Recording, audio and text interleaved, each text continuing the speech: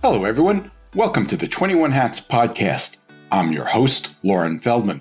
This week, we're replaying one of my favorite conversations of the year, a Q&A session we recorded in May at our 21 Hats live event in Ann Arbor, Michigan, with Ari Weinzweig, co-founder of Zingerman's community of businesses.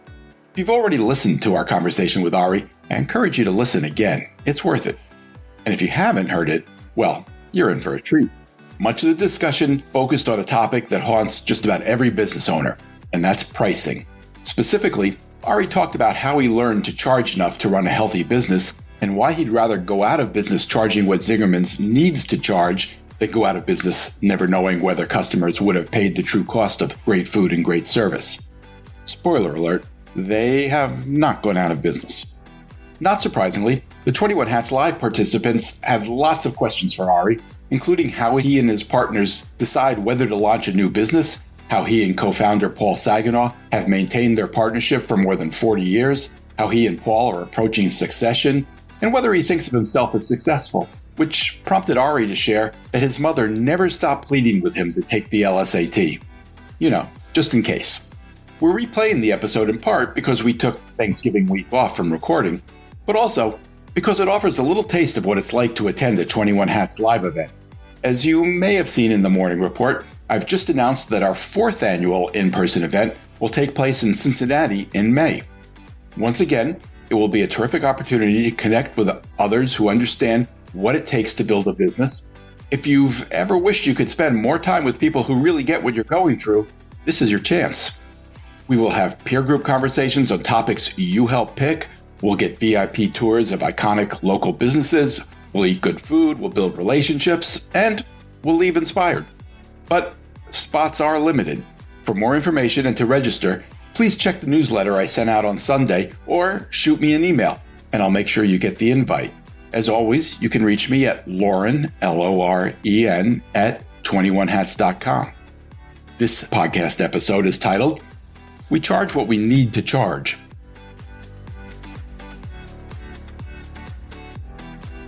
Where the ideas come from, and what's the process for deciding if you're going to create a business?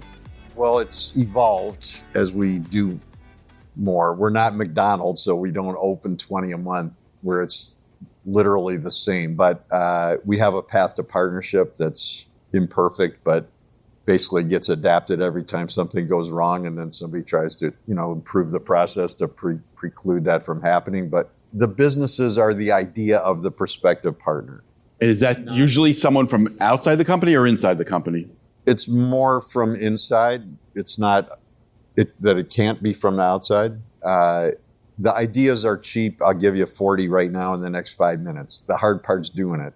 And although startups are a lot of work, the real hard work is 10 years later when the glamour is long since gone and the problems are the same, mostly. And so it's who's going to keep working to make the croissant better 25, 30 years later, not how do you get open. And when it's somebody else's idea, in our experience, it doesn't last that long because they're excited for a year or two and then they get a good deal to move to Phoenix or move to Australia or whatever, and then they're gone. And then I'm here doing the work and I didn't want more work. So when it's their idea, there's a lot more energy around it. So like where you're standing right now is because of Maggie's passion for training.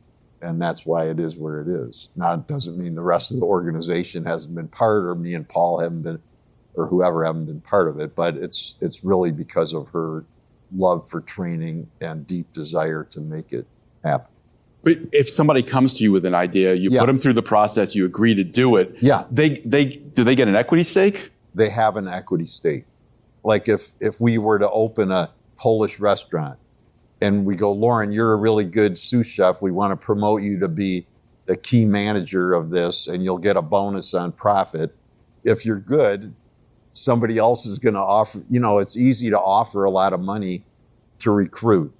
Whether it's sustainable or not is a different question, just like in baseball or basketball where they pay a shitload of money and then they're freaking out 2 years later that they overpaid. So some hotel group's going to open and they go, Jay, man, you're awesome. We're going to triple your pay to come out here and we're going to pay for your family to move and buy you a house. And, 2 years later, the place is closed. But meanwhile, that doesn't help us. So yes, the point was they have equity, and more than the financial equity is the emotional equity. I mean, the financial equity matters, but it's not enough. Have you started businesses that failed? Yeah. We had a produce market many years ago that didn't work out. Did you have a brew pub or? No. There was. Not that I remember. No. Was it really just one then, or that's a remarkable record? You have 12 businesses and only one failed? Yeah. I mean, I guess I don't really, those are like the macro failings that get in the news. I'm far more focused on the small failings that are happening right now while we're sitting here. No, they don't get in the New York Times and they don't get in ink and whatever, but the failings are bad conversations. The failings are a 7.5 espresso instead of a 9 espresso. The failings are the server who didn't quite go back to the table enough, and they don't get in there. It gets in there 7 years later when your business went broke because of those things, so that's what I'm always looking at, are the tiny parts. One of the other things you told us the other night was that a big part of deciding on your vision and your culture is deciding what you will not do as opposed to what you will do. Yeah, it's implicit in what you decide that you will do is what you won't do. And you gave an example, which is that it took you, I think you said 15 minutes to decide not to do. Might have been 25, but yeah. I assume it was a deli for Disney. Can you give us that was an easy decision, apparently. It was very quick. Yeah. Give us an example of a hard one. Was there a no that you and Paul disagreed on? The hard one example is the airport. This is 25 years ago. Really wanted to do something in the airport. A deli? Something. I really didn't, because I feel like it's too far and it's a different culture, and it's hard enough to get people to go from here to the deli or the deli to the roadhouse, let alone a half an hour away, and you got to park and you got to go through security. And I'm like, it's a fucking half a day to check the espresso. Like, no exaggeration. Like, by the time you drive there, get through all that stuff, say hi to 3 people and get the espresso and see if it's okay and drive back. It's literally your whole morning is going to be gone. But he really wanted to do something, and we went back and forth. And, in his mind, it was going to be a really good financial thing too, and a lot of exposure. And, finally, I was like, okay, we agreed. And it was going to be called Zingerman's Land of 1,000 Flavors. So it wouldn't be a replica of the deli. It would be something different. And then 9/11 happened, and I would say not because of 9/11, but they used 9/11 as an excuse, because it's not even your business. You license into the airport, so it's really not even your own employees. It's somebody else with your name.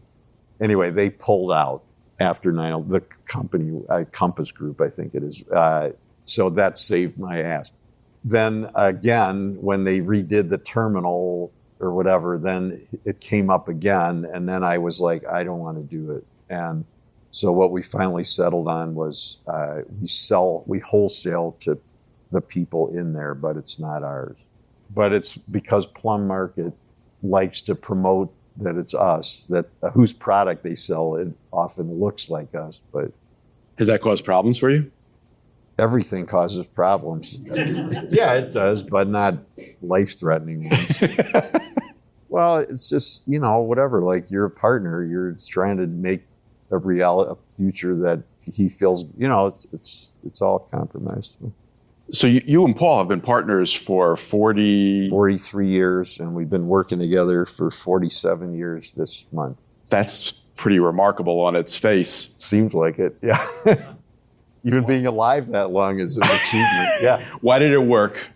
Well, I don't think there's any one reason. I mean, I think it's a lot of things, but shared vision is absolutely part of it. And we got lucky because we didn't write it down in the beginning, but we, in our heads, had reasonably shared vision, certainly shared values.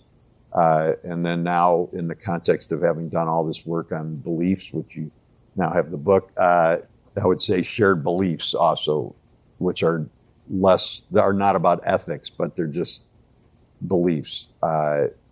And then, all the other things that go into any healthy human, like emotional resilience, both of us working improve our self-management a lot over the decades. Luck, still alive and have survived, gotten through whatever health issues that we've had and all that, If an entrepreneur came to you and said, I'm thinking about doing this project, I'm thinking about doing it with a partner, what's the best advice you could give them about working with a partner? It's all the natural laws of business, one of them is strengths lead to weaknesses. So it's whatever you're good at also tells you what your problems will be. So, like for us our biggest differentiator in the marketplace is what you just said, really amazing food. What's the inevitable weakness? It's expensive. Like you can't make what you had for cheap. It's, it just costs more to put better butter in. It costs more to make the bread the way we make it. It's just the reality. So it's the same with partners. Like I prefer the problem of having frustrating conversations around things like the airport because I would rather not do this alone. And that's coming from an introvert. So, for people who just want to make decisions, don't want to fucking deal with anybody else's opinion, it's much easier to do it on your own. And there's nothing wrong with that. I mean, it's just, which problem do you want? Do you want to be alone and your significant other gets sick of hearing you talk about it? Or do you want to have people that you're going to go, when things come apart, that you call in, that they're going to be in there with you working? You referred to that the other night as well, talking about the difference between voting on a decision or achieving consensus on a decision. Yeah.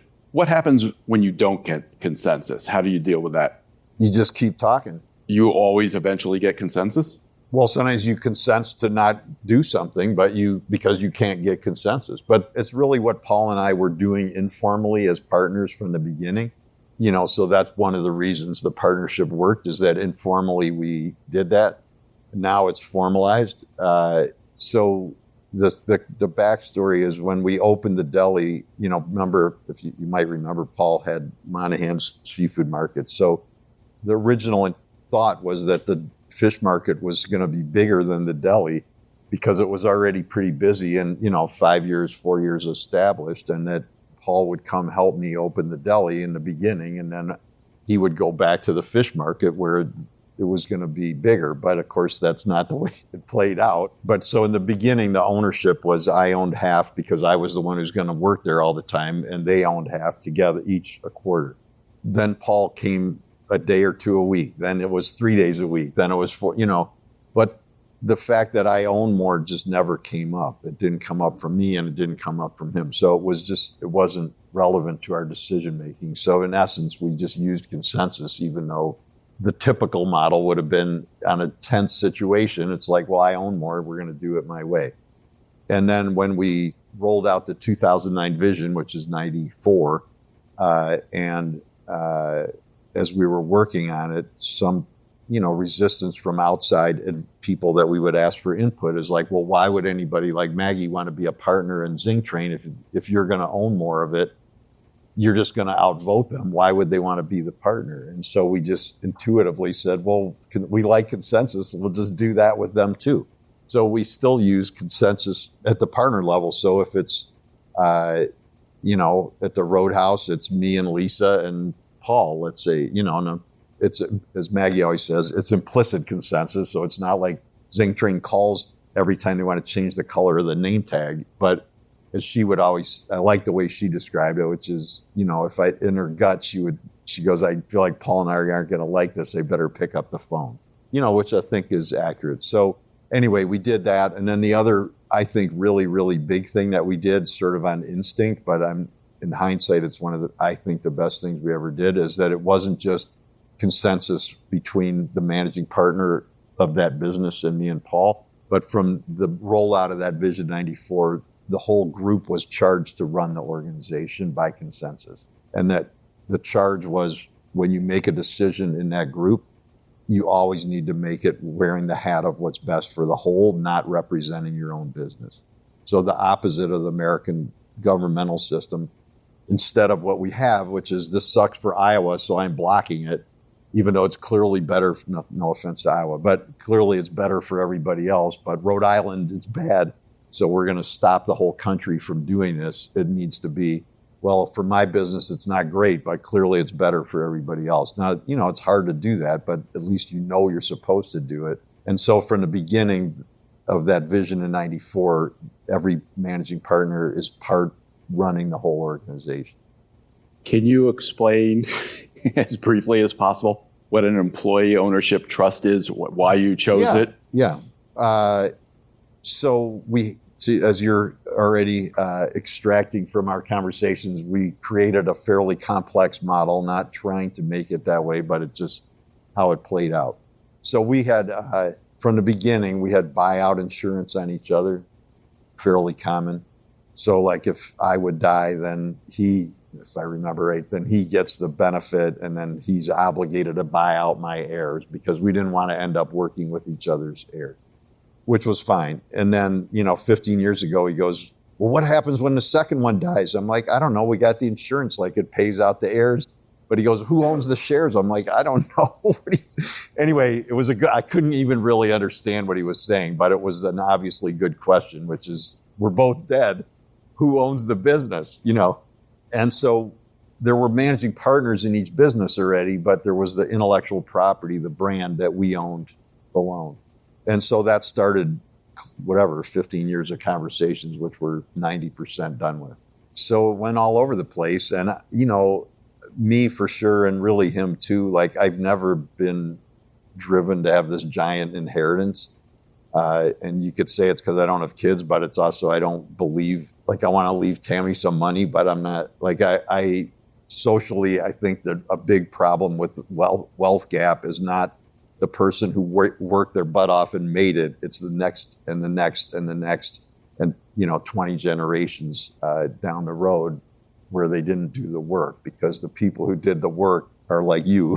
They got a work ethic. No offense. There's some kids that bust their ass, but then you get a kid who, inherited $6 billion and never did anything. So anyway, I wasn't trying to max it out. And then also every company that I've looked at that sells, almost every company that I look at that sells it all, of my friends, it goes down the tubes. They get a lot of money. Most of them become unhappy because they don't know what to do, and they spend the rest of their life in existential wanderings. And then the company starts with, this is awesome, we share all your values. And maybe the CEO at the time did, but then they get an offer to move to Australia, and then they're gone, and the next CEO's like, why are we wasting all this money on Zingerman's? It's barely profitable. Screw this shit. Get rid of all these products. So I didn't like that. Anyway, the long story short, about 5-6 years ago, I was reading E.F. Schumacher's book, Small is Beautiful, which was written in, I think, 1973, but for some reason I didn't read it till 5 years ago. And it's an awesome book. But anyway, in there, it's only like 3 pages of the book, but he tells the story of the Scott Bader Commonwealth in England. And Scott Bader was an immigrant from Switzerland to the UK right after World War I, got a job as an hourly worker. Didn't really like being an hourly worker. I don't blame him. And started his own business, I think in the chemical industry, and did very well. And they built it up. And then like in the early 50s, so like 30 years after he started it, he converted it into what they call a commonwealth, what here we would call a perpetual purpose trust. So basically he gifted the company to itself so it could never be sold. The employees get the profit from it, but they don't really own it. And then if it is sold for whatever catastrophic reasons, I'm trying to go from memory, but like 3/4 of the proceeds from the sale would go to charity so that they weren't incented to sell it the second time. So when I read that, I'm like, this is what I'm looking for, because we spent all these years making Zingerman's into this integral piece of the community. The last thing I need is, Kroger buys it and then it's all over the country and it's nothing, So anyway, then everybody said that was ridiculous and it would never work, which is the same story we've heard on everything meaningful we've ever done. Then 5 years later, we have one. And I believe it will become a bigger and bigger succession path. It's not for everybody, so there's no judgment. But in a nutshell, it's me and Paul gifting the brand to itself so it can never be sold. Our construct is a little different than other people's because of the complexity of what we have, but it can never be sold. And then each year we pass more and more ownership share in that to our employees that own a share, so that by our 2032 vision, half of the brand will be owned by the staff. Half of the brand, meaning they own the intellectual property, or correct, not the actual business? Well, they're all separate entities, but like Zingtrain can't be Zingtrain unless the brand lets it be Zingtrain. So there's quite a bit of... But in theory, the ownership structure of one of your businesses could make a decision to sell the business, would have to do it without the trademark or the intellectual property? Well, right now they can't because me and Paul own part of it, and the last piece is who owns that last little part, and we're working on that. Are you happy with the way it's gone so far? I know it's early. Very happy. But so I started to look at succession in 3 broad categories. Like I like the framework. It doesn't tell you what to do. It gives you guidance on ways to think about it. So I started to look at succession, which in 1982, I didn't imagine living past 30. I wasn't that worried about succession. It wasn't high on my list of concerns, but clearly it's a good problem. Here we are. So in no particular order, there's governance succession. There's, it's cultural succession, and then there's financial/legal succession. That's what Paul was asking me about 15 years ago. Here, because we have 30 years of governance that works by consensus of our partners group, it's well ensconced in the organization. Everybody's used to it. We know how to make it work. We didn't have that problem. Most organizations, not saying this judgmentally, are still run like monarchies. And most people of my friends, they're benevolent monarchs, so they super care about the subject, but it's still most of the decisions run through the king and queen or the queen and king. Well, it's true. It's not a judgment. It's just the reality. Here we weren't doing that, so we are far from perfect, but we created a more democratic way of working that was more inclusive. So governance wasn't a big issue. Cultural, it's never perfect, but by teaching everyone to think like a leader, by being open book management, by having whatever we got, 60, 70 internal classes, by all these different things that we do, I feel like we have a fair shot at that. But where we didn't have it was the legal, financial, and that's where the trust came in. Who's got a question? Have you ever seen this show, Bear? No. There's an episode in there. I know all about it, but I don't. There's an episode in there where one of the guys that works at a sandwich shop, he goes to a fancy restaurant and they try to train him into doing different things. Part of the episode is they make him clean spoons for a week and he hates it. He doesn't understand why. The maitre d' finally breaks it down and says, this matters. This is the beginning of bigger things. And you mentioned like the espresso, like that matters to you. I just sent a note to Zach at the Roadhouse. He does a weekly note to the staff, and he asks the managers every week for input on what he should put in there. And I included one of my pet peeves, which is keeping the server side of the dish line and the floor super clean, because for them, it's like where they dump the dishes. But I'm like, the whole restaurant starts there. So if it's sloppy on the dish where you put the dishes, it's going to be sloppy everywhere else. So it's funny. That was my question. Your details aren't in the bigger picture of things. Like, I want to be this successful, or I want to get this much money. You're like, I'm worried about these day-to-day details, which is amazing and shows why you're successful, I think. But how do you infuse that into every team member? Is it through training? Is it through culture? Is it through hiring? Is it through all the above? It's not that I don't think about the big stuff. I think my belief is we need to think big and we need to think small. If you think small in everything, it's micromanaging. If you don't think small in anything, it doesn't make sense, because you got to where you are by thinking about things that most people aren't going to notice. So like the salt level, like in the food world, the salt level is super important. And I wrote an essay years ago called Salt Makes Sense with a C, because like one undersalted dish could cost you $300 because people think their belief is it's tasteless and terrible. And actually all it was slightly undersalted, or conversely oversalted. So you need that. But at the same time, like thinking about perpetual purpose trust and how we create this community institution that, you know, in 2082, when Zingerman has its 100th anniversary, I'm not going to be there. But the fact that it could still be ensconced in the community as this amazing old growth forest instead of one more industrial model replication is awesome. So it's a combination of the two. How do you get it in there? Yeah, all of those systems for sure. So in a restaurant, they're supposed to quality check. They should taste the line. Each person should taste their station. The sous chef or the chef taste their station. I randomly taste stuff if I'm wherever. And then it still could go wrong. So that's the system. Then there's the culture, like, do people take pride in what they're doing? Do they care about it? Will the server say something if it's not right? Because most restaurants, like in the Bear, they get yelled at and then they're never going to say a word again. Jim Cal, Triad Components Group.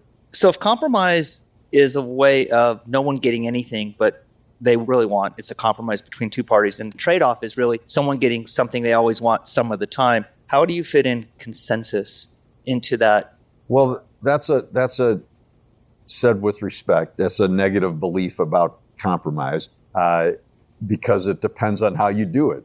So I guess I don't look at it as just horse trading. It's how do we get to where, as much as possible, everyone gets what they want. So what I've learned over the years is it actually can create healthy win-win creative outcomes that nobody thought of on their own. And so what Congress does is compromise and horse trading, and it doesn't work. But the visioning process, because it's Stephen Covey, start with the end in mind, is super conducive to like, well, what do you really want out of this? And so it allows for much better, like, oh, well, what about this?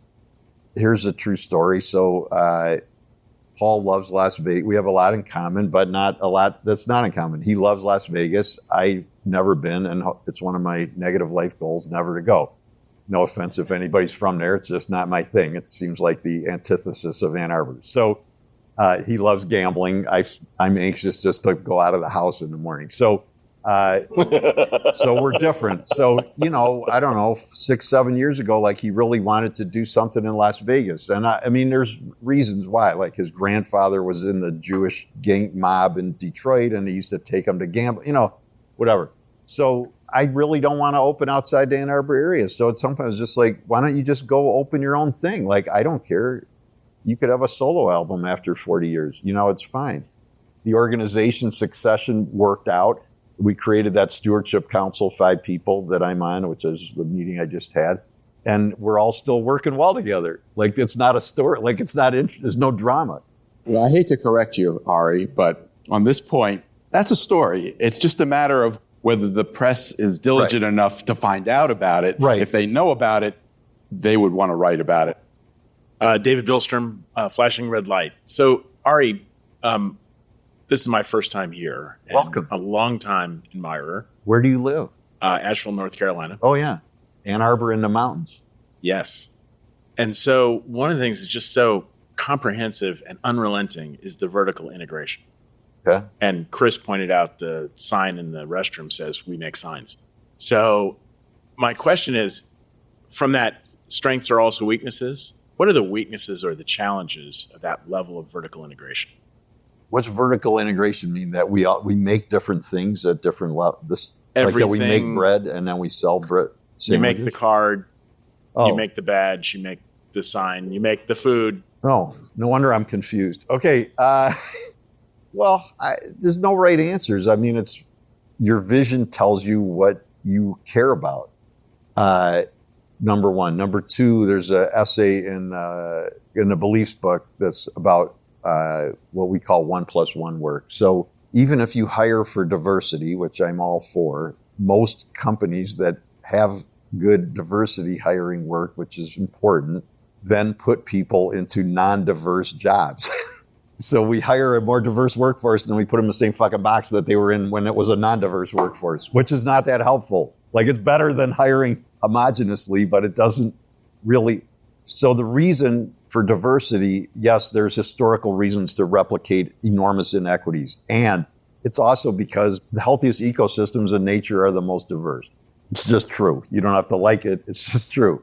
We have an ecosystem in our head too. So the industrial model was created on getting rid of as much as possible and simplifying everything, which isn't inherently evil, but the weakness is it's boring as shit. Like, who wants to put a ratchet, a screw for 40 years? Like, just the thought of, now if you try to train everybody on everything, that won't work either. But having people doing more than one thing creates a chance to tap the diverse skill set in their brain and give them different things. So I'm not saying making that sign alone is that answer, but like Mara from Zingtrain, who's out there, also runs a food tour. She's not the partner, but she runs one of the Irish food tours. Kirsten, who's out there, is very active on the diversity committee.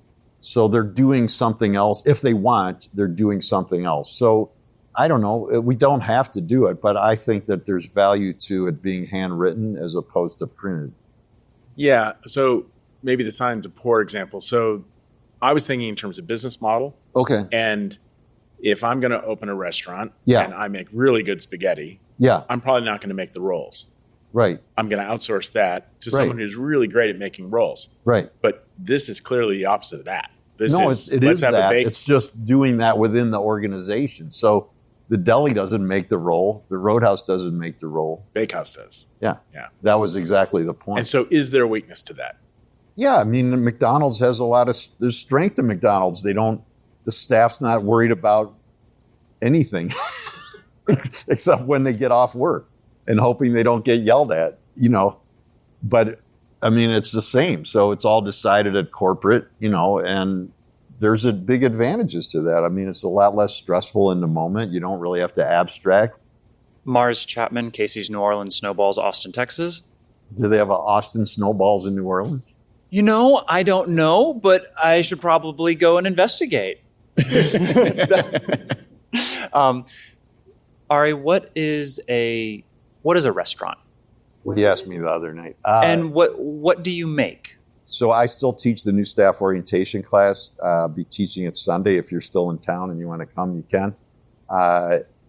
There's an essay in the Beliefs book about why I believe that's one of the best uses of owners' or leaders' time is to teach the orientation class.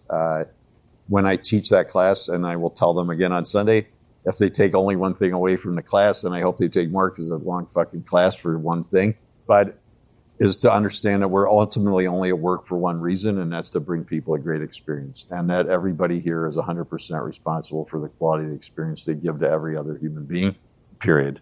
That's what we do. So, I mean, that's the nutshell. What's a restaurant or any business? I mean, it's an ecosystem. The next pamphlet is I'm working on two pamphlets at once, but one is on this organizational ecosystem metaphorical model that started in the Beliefs book, and it's evolved a lot. So it's an ecosystem. Do you want to have a healthy ecosystem, or do you want to have an ecosystem that's somebody's strip mined and they got a lot of wealth out of it, but they left a mess behind? Or do you want to have a healthy ecosystem where all the parts of it are healthy? It creates beauty. It enhances the day of the person even who drives by the garden because they get beauty even though they didn't even go in, So it's all of that. Does that help? Jay Goltz, Artist's Frame Service, Jason Home, and You look Bella familiar. Molding. You have partners in all these different things. And I don't have a partner, not because I want to make all the decisions, because I absolutely use very much the same thing you do. But I don't want to get stuck. I realize, oh my God, I'm stuck with this person. What have you done with? You and I've had this conversation. Yeah, before.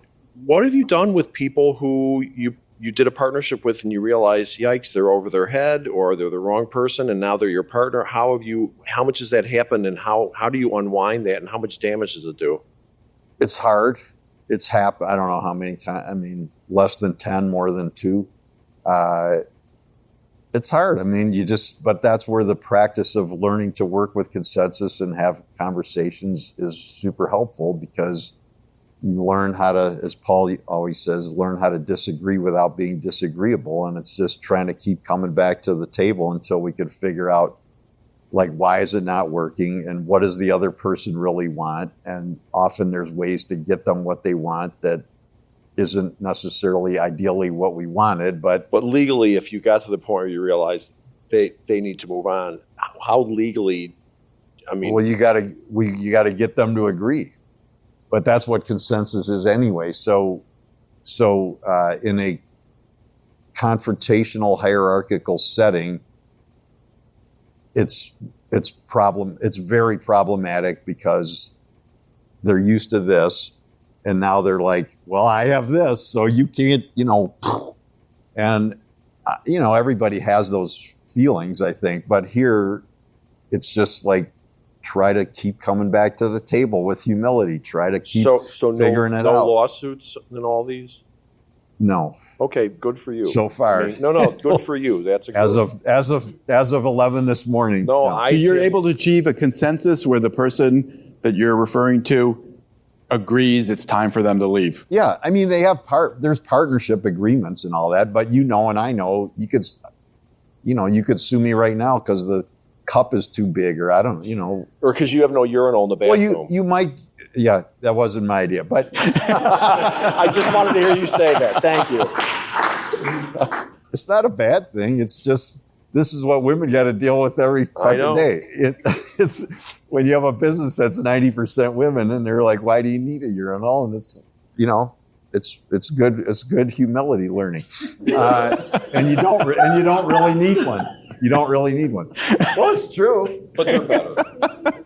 It's true. Why do they got to read a book that's always saying like mankind all day? It's not anyway. I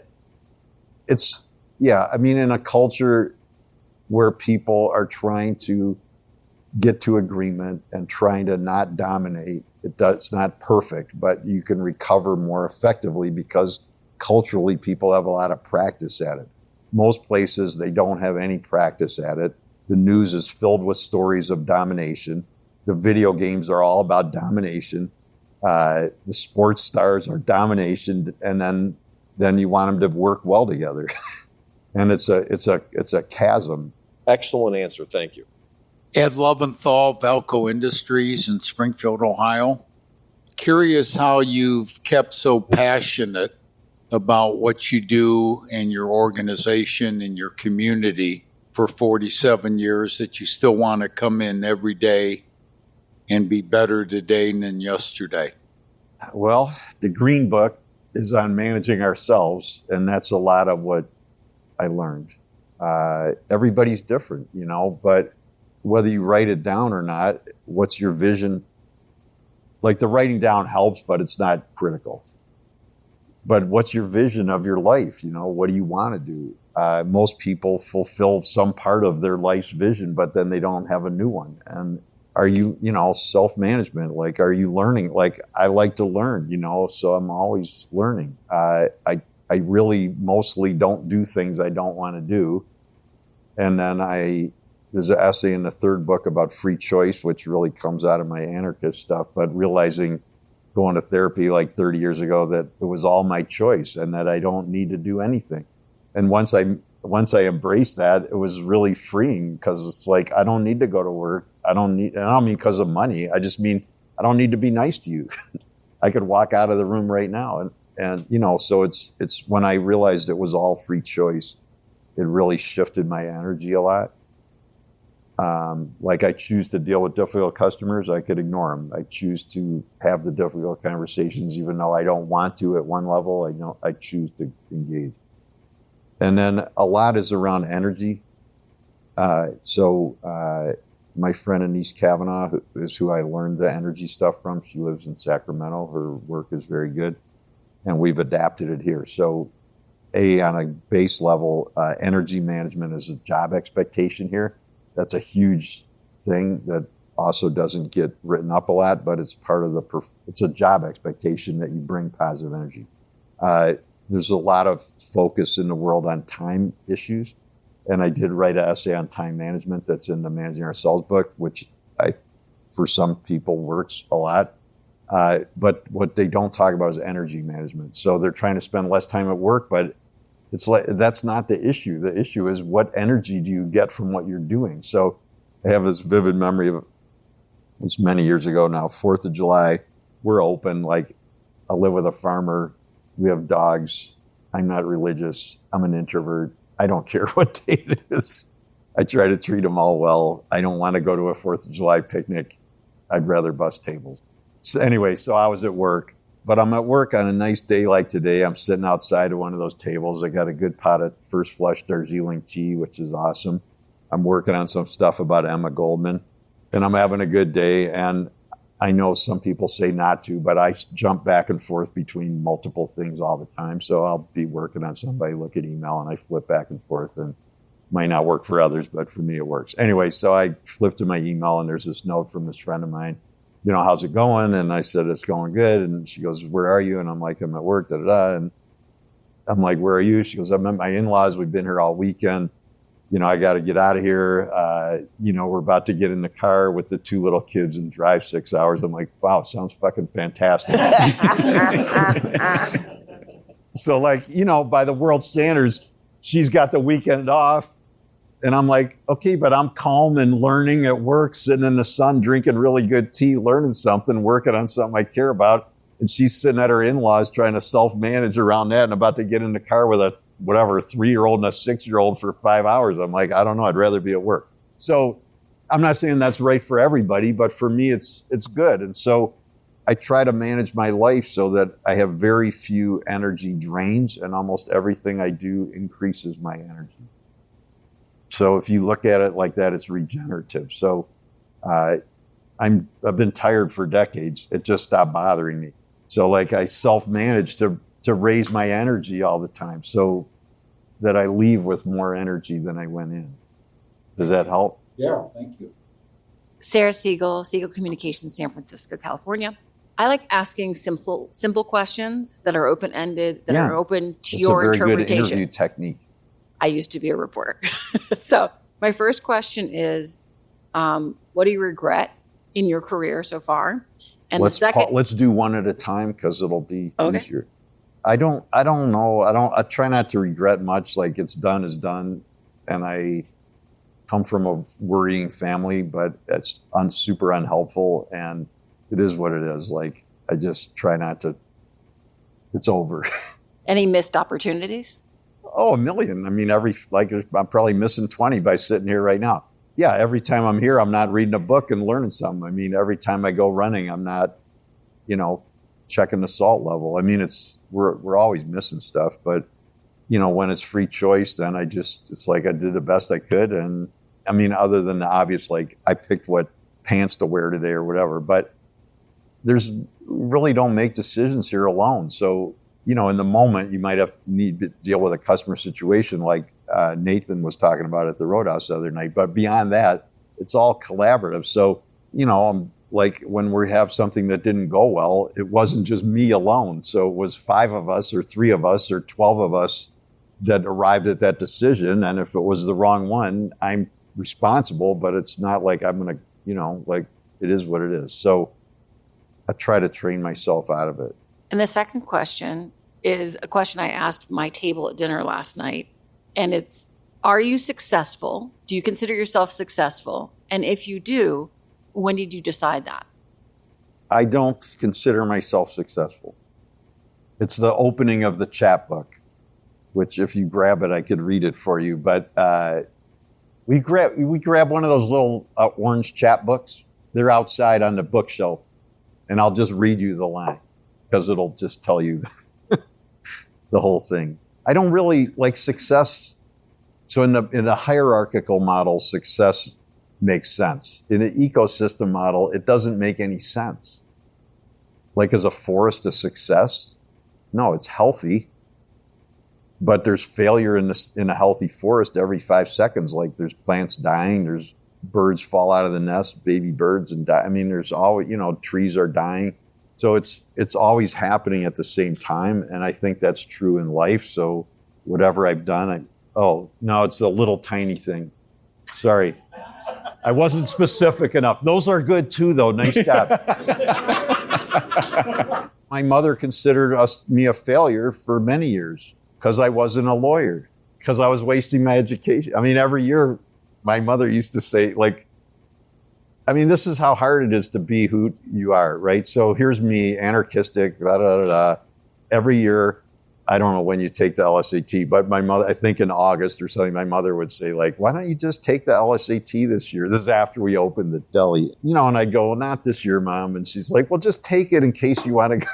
And I go, I don't know, not now. So finally, I swear this is true. We were 10 years in business. We've been in the fucking New York Times, Gourmet, blah, blah. We have 150 employees. We're doing $5 million. And my mother goes, why don't you take the LSAT? And I just feel like you're wasting your education. I'm like, Mom, we have 150 employees. I am not taking the LSAT. So that's other people's judgment of you, and this goes with whatever, goes around sexual preference. Like you're a failure because you like men or you like women. You're a failure because you didn't make enough money. You're a failure because you didn't do X, Y, and Z. And it's judged on external, like I don't really care about awards. Like it's nice for PR for the company, but I'm not any better or worse the day before we get it or we didn't get it. Like GA was I've lost track, finalist, quarterfinal, for James Beard. Like the restaurant's no fucking better if she got the award or no worse if she didn't get the award. And I've been to plenty of them that get awards and they're not that good, so it's really not connected. Anyway, I'll just read you. What is this a response to? This was am I a success? Just a good answer for your question. Every once in a while, it happens. In the middle of a conversation about the struggles of leadership or the challenges of running a small business, a curious person will shift gears and ask me something along the lines of, how does it feel to be such a successful entrepreneur? I usually smile and deflect the compliment with a bit of heartfelt humility. Thank you. You're very kind. Time and mental space allowing, though, I might answer the question in a bit more depth. To be honest, I don't really think of myself as either a success or an entrepreneur. The typical response then is something akin to, really? How do you see yourself? For years, I fumbled around for an answer. Eventually, I realized I could just tell the truth. I feel like a line cook who's doing pretty well. So, not that there's anything wrong with being a line cook. I'm Shannon Kennedy, the Morgan Square out of Hayward, California. So my question to you is, you've been at this for 47 years? Is that what I've been hearing? Well, 47 years since I started washing dishes, 43 years since we opened. Long enough. So my question to you, given where you are right now, what is a piece of advice that you would give your younger self? Well, I'm not that big on advice, but what I write about is all the things that I learned that I would have done differently if I would have known them. So it wasn't like we thought it was a bad idea to write a vision. I never knew you could. It's not like we said, we're never going to be open book management. I just never heard of it. It's not like I thought I shouldn't be mindful of my beliefs. I just didn't know you could be. So, what I try to write about is what I wish I would have known. Like, I'm not beating myself up about it because I wouldn't have learned it without going through what I went through. But those are the answers. And there's a lot more. Like, you can't, even if I give you all those books and you read them all before you open, you'll forget 80% of it on the first day when the dishwasher breaks and 6 things fall, whatever. But at least it's there, and that's what I would say. Ari, you mentioned that one of the challenges of serving great food is that it's expensive. It costs money to produce. You have to charge for it. What have you learned about charging and pricing that allows you to do that? Well, what I learned is, especially in our industry, there's a lot of people who are understandably afraid to charge what they need to charge. Then they don't make any money.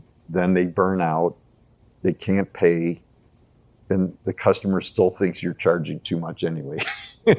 One of the best pieces of advice or insight that Paul and I got, we went to a seminar at Washtenaw Community College, right up the road from where I now live, like 35 years ago. And this guy, Tim Connor, who I think is still going in North Carolina, and we learned a number of things from him it was about catering. He just said, like, if you're at the top of the market in quality and you're not getting 20 to 30% complaints about your price, you're not charging enough. No, and it's true because you can't hit it perfectly. And, if you charge so little that no one complains, then it doesn't work. And so the public's perception is the prices are made up based on what that you can get for it. And that might be true, like with some high-tech thing where they're just like, we could charge this, and they do. But in our industry, those who work in it know it's mostly based on your food cost and what the cost of goods is. And then there's a little bit of flex, but not really that much. So, I heard you with tariff stuff, like, it is what it is, man. If the chocolate goes up $1, we got to charge more. Like, I don't, when they say they're going to absorb it, like, dude, you must make a lot more money than we make. And what I learned is, back to your question, if the experience is great, the price is not the main issue. And also, if we're making things that are not available everywhere, then it's also easier. if we're making stuff that everybody else makes at the same quality level, then we shouldn't be charging more. But that's our work, is to keep getting better all the time, to your question, so that we're always improving what we do, not based on complaints. Not that we don't improve based on complaints, but if we're waiting for the complaints, we waited too long. Did you have the biscuits at the Roadhouse the other day? Yes, we did. Okay, good. So they've always been good. So I'll tell you a quick story, and then because this is also about being in business for a long time. So when we opened the Roadhouse in 2003, was still the norm. Those in the food business will be able to relate to this, that you got free bread on the table, like you got a basket of rolls or you got whatever. And we have a bakery, so which makes awesome bread. So it was only made sense that we would do that. But the industry has changed, so over the years, it became less and less common that you got free bread. And as more and more artisan bakeries were opening, and we were one of the early ones, but as more and more were opening, then people start charging for bread. And then as gluten-free stuff became more an issue and celiac, then some places don't even have bread anymore. Meanwhile, you sit down, we bring you a basket of bread, and it's not cheap because we're, whatever you said, integrated, and we pay a good price to the bakehouse, like triple what they would pay if they were buying from a mediocre bakery that made dinner rolls. So we're putting down a $3, $4, $5 cost, whatever, $3 cost of bread on your table. Half the people don't eat it. Half the people are like, this is great. I'll have a glass of water and order of fries. And so we're like, but what do we do? Because we have a commitment from the Roadhouse to the bakehouse to support the bakehouse's work. We're already trying to serve higher quality stuff. It's already expensive. You could build it in, but it's a couple bucks more, whatever. What do we do? So we spent a lot of years agonizing over how to start charging, and then that would piss the bakehouse off because it's going to reduce their wholesale sale, because when it's free, you go through a lot. Anyway, we were kind of getting close. Then the pandemic came. It wasn't the number one worry. Then we stopped bringing the bread to the table because we were avoiding contact. So then there was no bread going out unless they asked for it, but it was still free. Anyway, long story short, after many years of trying to figure it out, we finally, 2 years ago this summer, agreed we would switch to charging.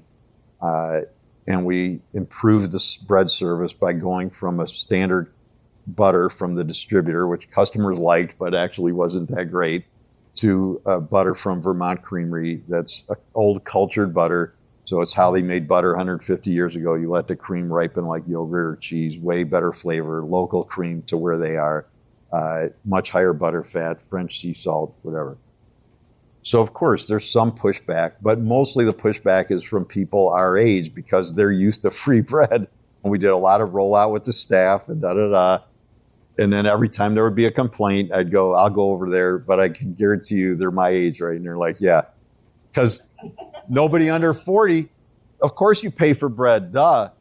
Like, it's like expecting free cocktails, like nobody would expect it. So anyway, now it's ensconced in the way that they serve, and the butter's awesome. But meanwhile, we're still using the regular butter in the production. So then we made the switch to raise the price a little, switch to use the cultured butter with the pancakes, the oatmeal on the table. Then we're like, okay, well, now we really should raise it in the kitchen too, because we're still using commercial butter in the biscuits, which everybody loves and nobody complains about. So 3 weeks ago, after 6 months of working on how to buy direct and not buy through the distributor so we could get it at a better price, we switched into biscuits to make what was already highly valued even better by switching to that butter. So my point is, it came out of internal drive to improve, zero complaints. No one was bothered by how it was. We raised the price because it cost more, but we continue to differentiate ourselves in the marketplace. And what was really, really good before will now become a signature item that people come there just to get. Along those lines, Ari, coming out of the pandemic, which you told us the other night was very tough on your business. And everybody. There was a lot of talk about how the basic restaurant model just doesn't work. The margins are too thin. People don't want to pay what it costs. Those are beliefs. Employees don't get paid. No, there's self-fulfilling beliefs. So we opened when people said nobody would pay for what we were selling. Do you have a better business model, or do you just charge what it takes to make the model work? We just try to charge what it takes to make it work. And I'm like, if people don't want to pay, then we'll go out of business. But I'd rather go out of business charging what we need to charge than go out of business undercharging and never knowing whether they would pay what we need to charge. So I mean, here's another story from there. Like from 10 years ago, I remember like the beauty of pouring water is you have these conversations that nobody would have with you. So I'm pouring water, and I don't know, there was a guy at that first little table when everybody in restaurants can remember exactly where you sat 7 years later and what you had for dinner. I don't know why. But anyway, so they're at that first little table and I'm pouring water and I'm like, can I get you anything, or how's it going? And the guy's like, oh, it's really good, but the burger's too pricey. Like that, kind of dismissive. And I'm like, I'm sorry. It's just, is it good? He goes, oh, it's awesome. And I was like, well, I feel bad, but that's what it costs for that burger. And he goes, yeah, but it's way too pricey. And I'm like, well, here's how it works. And I kind of knew him. So I was, I'm like, I could get, whatever it was now it's more, but at the time it was like a $16 burger. I'm like, I could get you a $14 burger and it won't be quite as good. And I can get you a $12 burger and it'll be a little less good. And I can get you a $10 burger and it'll be less good still. And I can go all the way down to a $4 burger. And he goes, no, I want this burger. I'm like, well, if you want that burger, that's what it costs. And that's what it is. And I'll just, open book helps because the staff understand the numbers. And so if you have staff who don't understand the numbers, they're going with the public and not Lauren, but the press's general perception, which is worse now as people aren't really trained journalists. So they'll write stuff like Zingerman's makes $80 million a year. No, we don't fucking make $80 million a year. We could have lost $8 million last year. You have no idea. Our sales were $80 million. So the public's perception is we're making all this money. And so if the staff doesn't know anything about business, then their perception is we're making all this money. So when the customer goes, how could you charge $20 for that? The staff's like, oh yeah, you're right. It's really, and that's what happens in a lot of places. Well, when they see the numbers, they know what's going on. And $20, we might be losing a little money still, so it changes their whole energy around it. And then over time, it's not like we promote the numbers to the community, but customers' kids work there, And so one time I was pouring water and this guy who worked there, his parents were in, and I'm pouring water and they're like, how's it going? And they're like, yeah, we heard you guys had a really good week last week. And I'm like, oh no, like the customer knows our numbers. And I'm like, why not? They want us to stay in business. It's healthy. And so changing the whole belief around it, and that people will pay when they have a great experience. And that includes the food, it includes the service and the energy. Ari, I came here this week with very high expectations for a lot of things. And once again, you've exceeded them. Thanks for coming, man. You could have gone out anywhere. And I mean it. You could go anywhere. And it's an honor to have you all here. One thing before you go. Everything we do at 21 Hats is created by entrepreneurs for entrepreneurs to help us all learn together. If you get something out of listening to these podcast episodes, consider joining the conversation. You can do that by joining the 21 Hats Sounding Board, a Slack channel where you can tap the wisdom of a very smart crowd, or by becoming a founding member and joining our monthly Zoom forum, where you can be part of conversations much like the ones we have on the podcast. You can sign up for both by subscribing to the Morning Report. If you have any questions, you can email me at lauren@21hats.com. And if you get something out of this podcast or out of the Morning Report, please tell a friend, tell an enemy, tell every business owner you know. Your word of mouth, owner to owner, will always be the most effective way to build this community for all of us. Thank you. It means a lot. This episode was produced by another entrepreneur, Jess Stuberon, founder of Blank Word Productions. Thanks for listening, everyone.